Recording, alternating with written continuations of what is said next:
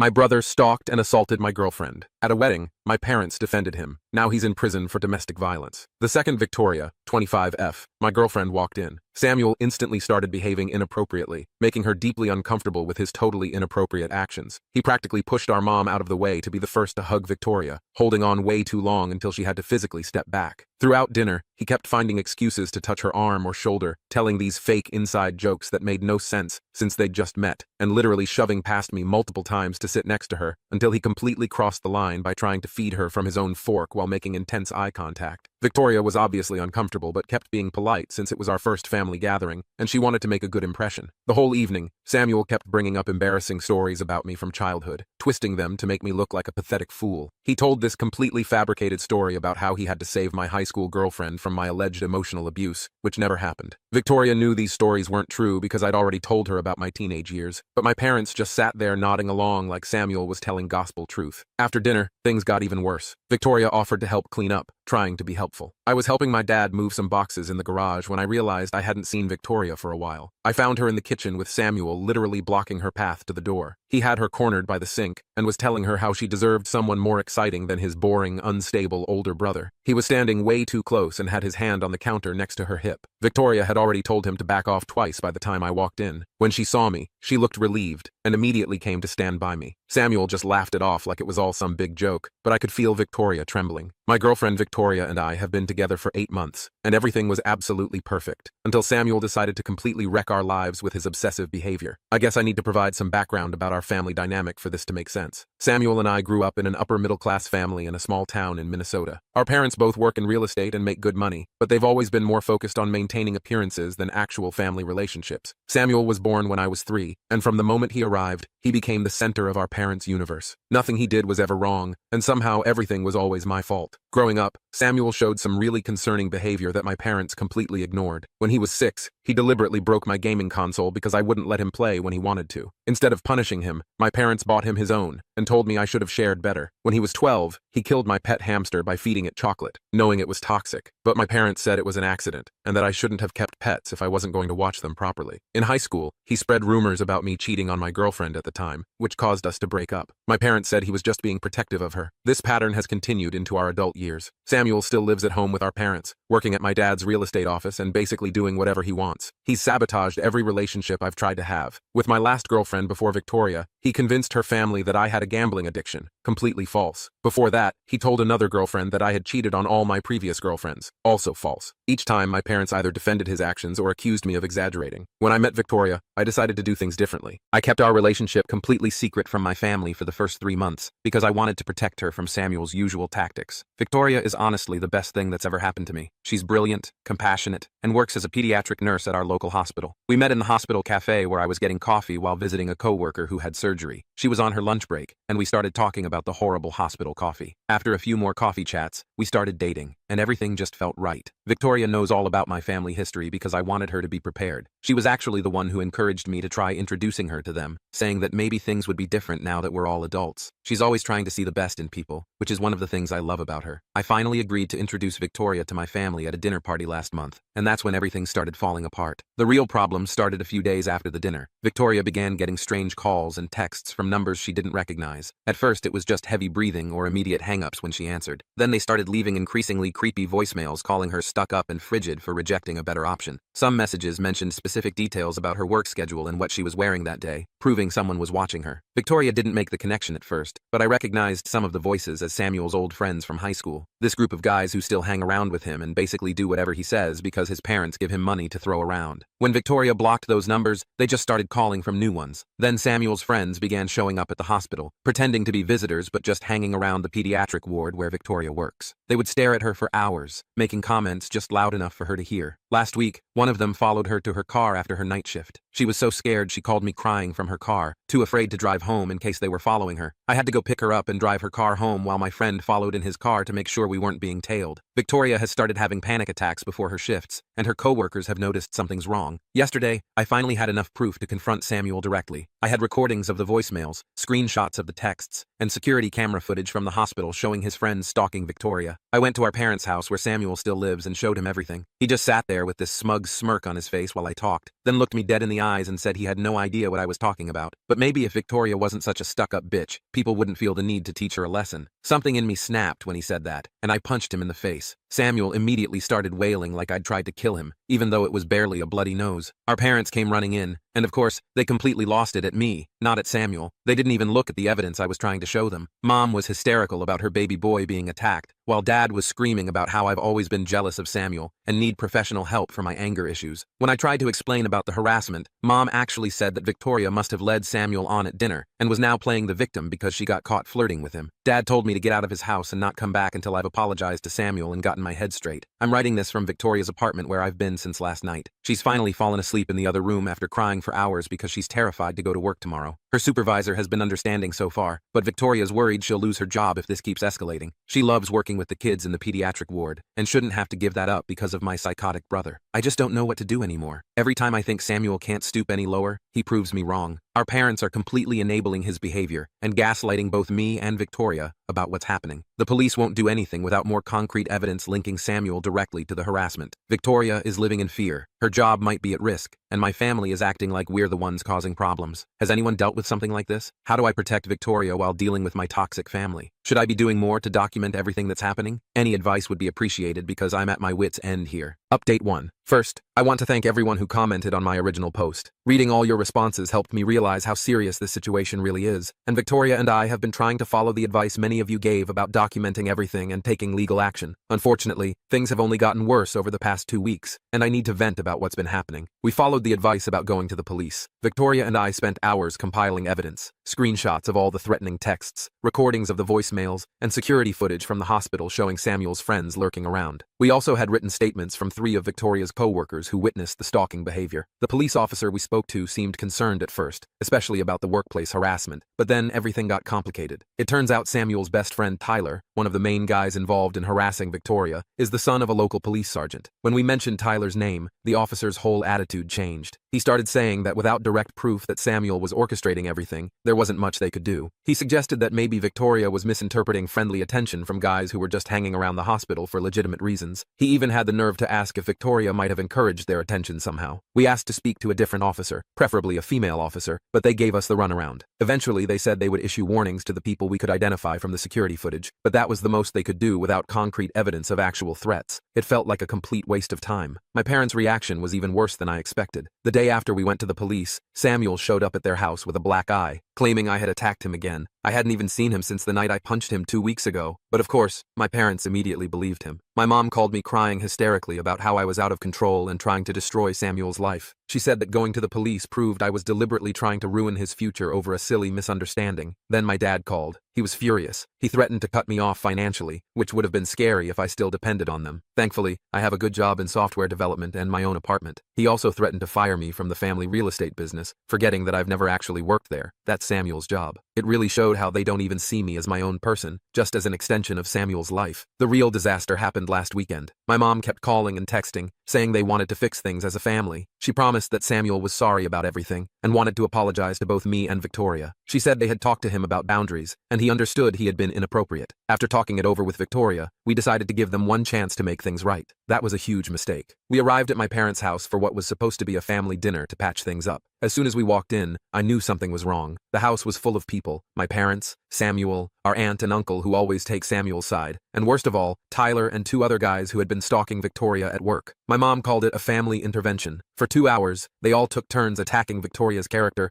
while Samuel sat there looking smug. My mom went on this long rant about how Victoria was obviously jealous of Samuel's good looks and success, and had been flirting with him at dinner that first night. She said Victoria was making up the harassment because she felt guilty about leading Samuel on and was trying to cover her tracks. My aunt suggested that Victoria was probably used to getting attention from guys at work and had misinterpreted friendly behavior as stalking because she had a guilty conscience. Samuel played his part perfectly, acting all sad and confused about why Victoria would make up such horrible lies about him. He kept saying things like how much he had looked forward to having a sister-in-law and how hurt he was that she would try to turn me against him. Tyler and his friends backed him up, swearing they had only gone to the hospital because they were visiting Tyler's sick grandmother, who apparently moves between different floors and departments every day. The worst part was when they started questioning Victoria's mental stability. They brought up how she sometimes works night shifts, suggesting that maybe sleep deprivation was making her paranoid. They talked about how stressful it must be working with sick children, implying that maybe she was projecting her work stress onto innocent interactions with Samuel and his friends. My mom even had the audacity to recommend a therapist who could help Victoria work through her tendency to create drama. Victoria tried to defend herself at first, calmly explaining the harassment and showing them the texts and voicemails again, but they talked over her, dismissed her evidence as misunderstandings, or suggested she had somehow provoked everything. When Tyler started describing in detail what Victoria had been wearing on specific days at work, proving he had been stalking her, my parents acted like this was evidence that Victoria had been trying to attract attention. It all became too much when they invited Tyler and his friends to join us for dessert, saying they wanted to show us what nice young men they really were. Victoria started having trouble breathing and had to leave the room. When I tried to go after her, my mom grabbed my arm and said it was time for me to choose between my real family and a girl who was obviously unstable and trying to cause problems. I chose Victoria. We left immediately, and I haven't spoken to my family since that night. Samuel's friends have gotten bolder with their harassment, now spreading rumors at Victoria's workplace about her being mentally unstable and having a history of making false accusations. Her supervisor called her in for a meeting yesterday to discuss concerns about workplace drama. Even though he seemed sympathetic, he warned her that all the disruption was starting to affect her job performance and suggested she might want to consider transferring to a different department or hospital. We've hired a lawyer who is helping us pursue restraining orders, but it's a slow process. Victoria has been looking into positions at other hospitals, and one of her former colleagues has offered to help her get a job at a hospital in a city about 300 miles away. I hate that we're being forced to consider such drastic measures, but I can't stand seeing Victoria so scared and stressed all the time. She cries before every shift now, and she's lost weight because she's too anxious to eat properly. I just don't know what to do anymore. Every attempt to handle this reasonably has backfired. My family is completely delusional, the police are useless, and it feels like Samuel is winning. How do you fight back when everyone is determined to believe the worst about you and the best about your abuser? Update 2. I wish I was posting with better news, but everything has completely fallen apart after what happened at my cousin Holly's wedding last weekend. I've been trying to process everything for the past few days before writing this update. What was supposed to be a happy family celebration turned into an absolute nightmare that ended with Samuel in handcuffs and our family permanently divided. Some context first. Holly has always been the only family member besides my grandfather who saw through Samuel's act. When we were kids, she caught Samuel torturing her cat and told everyone, but my parents convinced the family that she was lying for attention. She's never forgotten that, and she's been firmly on my side through this whole situation with Victoria. She even wrote a detailed statement for our lawyer about Samuel's history of concerning behavior. When Holly sent us the wedding invitation, Victoria and I were hesitant to attend, but Holly called us personally and promised that she had only invited Samuel because her parents insisted, and that she had hired extra security specifically to watch him. She also seated us at a table with her husband's family, far away from my parents and Samuel. We thought with all the witnesses around and security present, Samuel wouldn't try anything stupid. We were wrong. The ceremony went fine, mainly because Samuel was busy being one of the groomsmen. Holly's husband is our cousin on the other side of the family and didn't know about any of the drama. At the reception, everything seemed okay at first. Samuel was sitting at the family table with our parents, and we were across the room with Holly's in-laws. Victoria was finally starting to relax and enjoy herself for the first time in weeks. Around 9 p.m., Victoria went to use the bathroom. She'd been gone maybe 10 minutes when I noticed Samuel wasn't at his table anymore. Something felt wrong, so I went to check on Victoria. As I was walking toward the bathrooms, I heard Victoria scream. I started running, and that's when Holly's husband Miller and his brother turned the corner ahead of me. They found Samuel pinning Victoria against the wall in the hallway outside the bathrooms, trying to force himself on her while she struggled. He had one hand over her mouth and the other gripping her arm so hard it left bruises. Miller and his brother pulled Samuel off Victoria just as I got there. Victoria was shaking and crying. Her dress was torn at the shoulder, and there were visible bruises forming on her arms. Samuel was obviously drunk, and started yelling about how Victoria had been teasing him all night. She literally hadn't gone near him, and how she had followed him to the hallway. She was there first. Miller's brother, who's a cop in another city, immediately called the local police while Miller helped Victoria to a private room where Holly and her mom were trying to calm her down. Here's where everything got even worse, if that's possible. When the police arrived, my parents tried to stop them from arresting Samuel. My mom was screaming about how it was all a misunderstanding, that Victoria must have led Samuel on, that they shouldn't ruin his life over a little drunken mistake. My dad actually tried to physically prevent the officers from handcuffing Samuel, saying they needed to handle this as a family matter. Samuel switched between crying about how Victoria had seduced him and threatening everyone, saying none of us understood what he was capable of. He looked completely unhinged. When they were finally putting him in the police car, he started shouting that Victoria was a slut who had been asking for it since the first time they met. Several guests recorded the whole meltdown on their phones. The aftermath has been brutal. My parents are on a rampage, calling everyone in the family to spread their version of events. According to them, Victoria lured Samuel to a secluded area, made advances on him, then screamed assault when he rejected her. They're saying she orchestrated the whole thing to get revenge on Samuel for exposing her lies about the harassment. They're even claiming that Miller and his brother roughed Samuel up before the police arrived. They didn't. And that Victoria gave herself the bruises. The one positive development is that Holly's wedding video caught Samuel following Victoria to the bathroom on camera. Between that, the bruises, multiple witnesses, and the videos of Samuel's meltdown during the arrest, our lawyer says we have a solid case. Several relatives who were at the wedding have come forward with statements about Samuel's behavior throughout the night, including him making crude comments about Victoria and following her around the reception. My parents are now threatening to disown me if Victoria doesn't drop the charges. They've been calling and texting non-stop, alternating between guilt trips about destroying the family and threats about ruining my inheritance. They even showed up at my apartment yesterday, causing such a scene that my neighbors called the police. My mom was crying about how I was sending her baby to jail, while my dad threatened to make sure I never work in this state again. Victoria and I have made our decision. She accepted the job offer at the hospital 300 miles away, and I've arranged to work remotely for my company. We're moving at the end of next month. A lot of people might think we're running away, but we just need to get away from all this toxicity and start fresh somewhere else. Holly understands and has promised to keep us updated about any family developments we need to know about. The hardest part in all this is knowing that my family will never admit Samuel needs help. Even after watching him assault someone at a wedding in front of witnesses, they're still defending him and blaming the victim. I've wondered if anything would have been different if someone had stepped in when we were kids, but I guess we'll never know. Right now, I just need to focus on protecting Victoria and building our new life together, far away from Samuel and my parents' enabling behavior. Update 3. I wasn't planning to post another update, but something happened yesterday that I feel like I need to share. After 4 years of blessed silence from my family, I received a hysterical phone call from my mom that honestly left me feeling both vindicated and deeply sad. First, a quick update on where things stand with Victoria and me. We got married 2 years ago in a small ceremony with Holly's family and Victoria's relatives. We bought a house in our new city, and Victoria is now the head pediatric nurse at her hospital. I'm still working remotely for the same company, but got promoted to senior developer last year. We're expecting our first child, a little girl, in 3 months. Life has been peaceful and happy, which makes what I'm about to share even more disturbing. Yesterday afternoon, I was in a meeting when my phone started blowing up with calls from my mom. I usually ignore unknown numbers since my family tends to get new phones to try to contact us, but this time she left a voicemail that sounded really desperate. When I called back, she was crying so hard I could barely understand her. It turns out Samuel got married last year to a woman named Rachel. None of us knew about it because we've had no contact with that side of the family since the wedding incident. Apparently, Samuel met Rachel at church, and their families arranged the marriage pretty quickly. My mom was babbling about how perfect everything was, how Samuel had finally found a good Christian woman who understood him, and how they were all so happy until last week. Last Thursday, Rachel's coworker called the police after Rachel missed 3 days of work. When officers did a welfare check, they found Rachel with severe injuries. She had 2 broken ribs, a fractured wrist, and bruises all over her body. But here's the part that really got me. When the police investigated, they discovered that my dad had been helping Samuel cover up the abuse for months. Rachel finally broke down and told the police everything. Samuel had started hitting her just 2 months into their marriage. Every time she threatened to leave or tell someone, my dad would step in, using his connections in the real estate business to pressure Rachel's family about their mortgage, or threatening to get her fired from her job at one of his friend's companies. He even convinced Rachel's parents that she was mentally unstable and making up stories about Samuel, using the same tactics they used against Victoria. The final incident happened because Rachel got a promotion at work that would have given her financial independence. Samuel completely lost it and beat her so badly she couldn't go to work. When she called my dad for help, he told her to put some ice on it and remember her wedding vows. That's when her coworker got involved and called the police. Both Samuel and my dad were arrested. Samuel for domestic violence, and my dad for witness intimidation and conspiracy. Mom wanted me to come back and help deal with everything. She kept saying that family needs to stick together in times of crisis, that Samuel and Dad needed my support, and that Rachel was obviously exaggerating things just like Victoria had. I lost it. I told her exactly how I felt about her enabling Samuel's behavior for his entire life. I reminded her of what they did to Victoria, how they chose to support Samuel even after watching him assault her at Holly's wedding. I asked her if she ever once considered that if they had gotten Samuel help when he was younger, or held him accountable for his actions, maybe Rachel wouldn't be in the hospital right now. Mom broke down completely, saying she realizes now that they should have done something sooner. She admitted that she and Dad had always known Samuel had problems, but they thought they were protecting him by covering everything up. Too little, too late. I hung up and blocked her new number. Holly called me later to fill in some details she had heard from family. Apparently, Rachel's parents are devastated and feel horrible about not believing her sooner. They're fully supporting her pressing charges against both Samuel and my dad. The police are also investigating other potential victims, as several of Samuel's ex-girlfriends have come forward with similar stories of abuse and stalking. Victoria suggested we reach out to Rachel through Holly to offer support if she needs it, which we probably will. Victoria pointed out that she was lucky to have support when she dealt with Samuel, and Rachel might need someone who understands understands what she's going through. Some people might think I'm being cold toward my parents, but I've learned that enabling toxic behavior only leads to more victims. My family had countless chances to change and chose not to. Now they can deal with the consequences of their choices without my help. My job is to protect my own family now, my wife, our unborn daughter, and the peaceful life we've built far away from their toxicity. Update 4. A lot of people have been messaging me asking for an update about the situation with Samuel, my dad, and Rachel, so here's what's happened in the last 6 months. First, the good news from my side. Victoria and I welcomed our daughter Emma 3 months ago. She's perfectly healthy and absolutely beautiful. Being parents has been amazing, and it's made us even more certain that cutting contact with my toxic family was the right choice. Holly and her husband came to visit last month to meet Emma, and watching them with her just reinforced what real family love looks like. Now for the updates about Samuel and my dad's case. Holly has been keeping us informed since she's still in contact with extended family. Samuel took a plea deal last month. He's getting 8 years in prison for aggravated domestic violence, with the possibility of parole after 5 years. My dad's case is still ongoing, but his lawyers are apparently trying to negotiate a deal too. His real estate license has been suspended pending the investigation, and most of his business partners have cut ties with him. The most surprising development has been my mom. After our last phone call, she finally started therapy, according to Holly. She's moved out of the family home and filed for divorce from my dad. Last week, she sent me a 12-page letter apologizing for everything, enabling Samuel's behavior throughout his life, not protecting me when we were kids, and especially for how they treated Victoria. She acknowledged that she and Dad essentially created the monster Samuel became by never holding him accountable. I haven't responded to the letter yet. Part of me appreciates that she's finally facing reality, but it's too little too late. Where was this insight when Samuel was torturing animals as a kid? Or when he was stalking Victoria? Or when they watched him assault her at Holly's wedding? Victoria and I are discussing whether we might eventually let her have a supervised relationship with Emma, but that's years away if it happens at all. Rachel has been in contact with us through Holly. She's doing better. She's living with her sister in another state and going through intensive therapy. She's filed for divorce and is cooperating fully with the prosecutors. According to Holly, several other women have come forward about Samuel abusing them in the past, including 2 from his church. The police are investigating these cases too. Rachel's parents have been incredibly supportive since the truth came out. They've publicly apologized to her for not believing her sooner